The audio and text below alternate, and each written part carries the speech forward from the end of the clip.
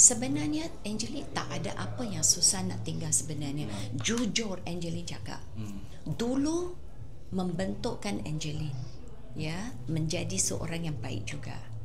Sekarang adalah the next stage. Kita tidak boleh macam kata lain-lain tak bagus ya. Dalam Islam kita pun tidak diajar macam itu. Kita ajar menghormat yang lain. Tapi Angeline rasa sekarang dengan Angeline pergi mengaji, belajar, Angeline jumpa satu agama yang Angeline boleh sandarkan diri dan dia adalah pencipta alam dan segalanya. Sebab dulu macam kita sembayang di Buddhis, kita ada statue semua ni kan, seolah-olah kita hanya solat ataupun sembahyang pada ini.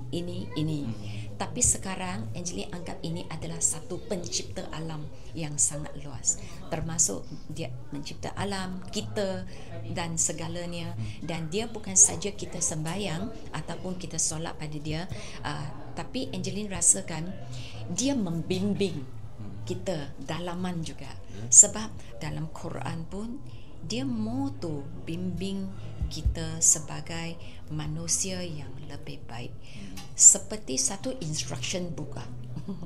Boleh Angeline cakap macam tu. Okey, kita datang ke sini, katakan anak yatim piatu ataupun orang yang tak ada siapa boleh tolong dia.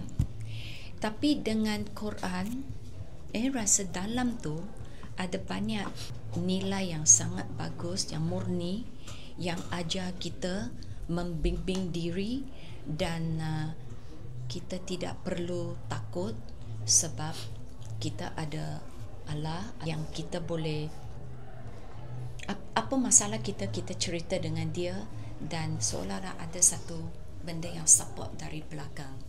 So itu yang Angeline rasa. Saya sendiri lahir daripada kecil Islam semua.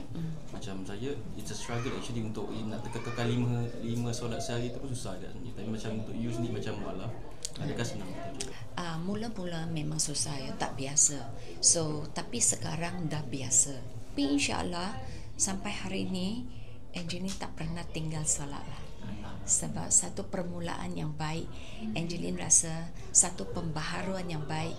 Biar saya kan kena betul-betul nekat ikut peraturan, ikut apa yang dibimbing dan kita jangan sia-sia satu permulaan yang bagus. Macam ni, jikalau satu kali kita tinggal, nanti kita akan tinggal.